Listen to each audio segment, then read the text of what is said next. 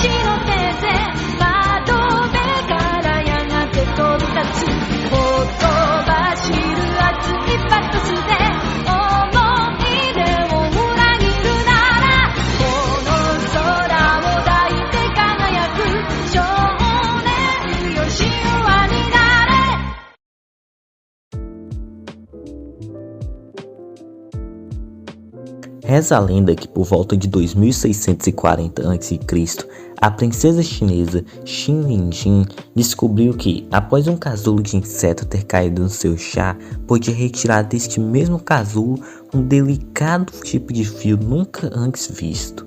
E esse era o fio de seda. Seda é composta por 22 aminoácidos alfa, já que é uma proteína, sendo os 3 mais comuns, a glicina, a acenina e a alanina, ocupando quase 85% da estrutura total da fibra. Seus grupos laterais são extremamente pequenos, o que torna a seda macia.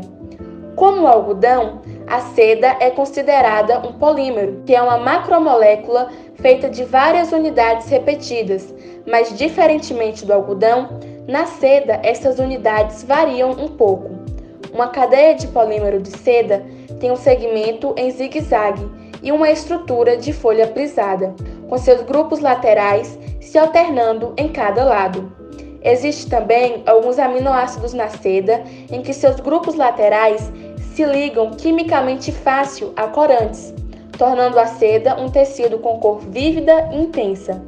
A estrutura em folha prisada traz à seda maciez, além de atuar como um ótimo refletor de luz, o que faz o tecido também brilhante.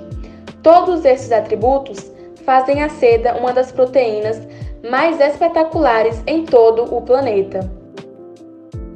Na China antiga, a seda era tão valiosa que apenas pessoas da nobreza e da realeza podiam utilizar roupas tecidas de seda. Isso acabou mudando mais tarde, mas a seda continuou sendo um produto valioso e com um preço alto. O Estado chinês também proibia a exportação dos bichos da seda e seus ovos para o exterior, além também de proibir a exportação das amoreiras brancas, que era onde as lagartas botavam seus casulos de seda. A punição para quem fosse pego transportando esses itens seria a pena de morte, visto que a China não queria perder o seu monopólio do mercado da seda.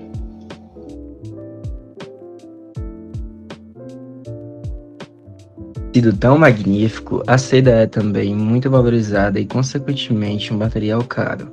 Foi com o objetivo de criar uma seda mais acessível que se iniciou a procura pela seda sintética.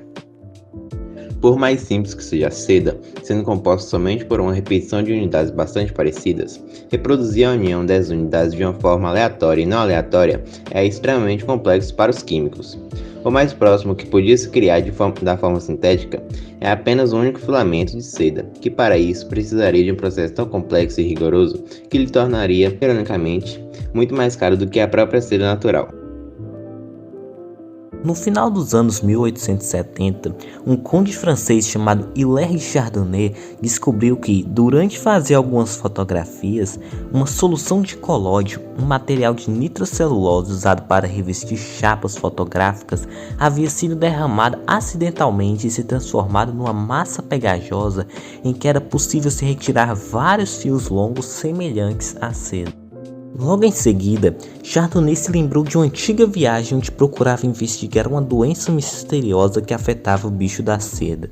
Por mais que tenha falhado em descobrir a doença, Chardonnay se recordou de como o bicho da seda fiava sua seda, e pensando nisso ele resolveu passar a solução de colóide por minúsculos buracos, nascendo assim a primeira seda artificial, a seda de Chardonnay.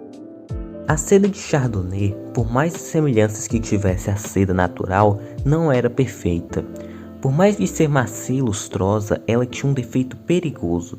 Ela era extremamente inflamável e até mesmo explosiva, devido à sua composição por nitrocelulose. Então, para roupas que utilizavam a seda de Chardonnay, não era raro situações em que o tecido caía em chamas mesmo no mínimo contato com o fogo.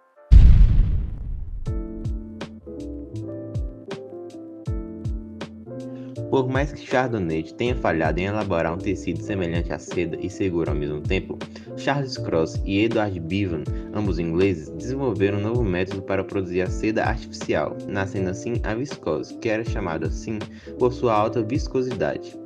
O tecido sintético da viscose possui um especial brilho sedoso como a seda, sendo hoje o tecido que chamamos de rayon. O rayon pode ser tingido de várias cores, mas possui também uma deficiência em relação à seda e os outros diversos tecidos. Ele absorve a água, o que faz o tecido se desfiar aos poucos.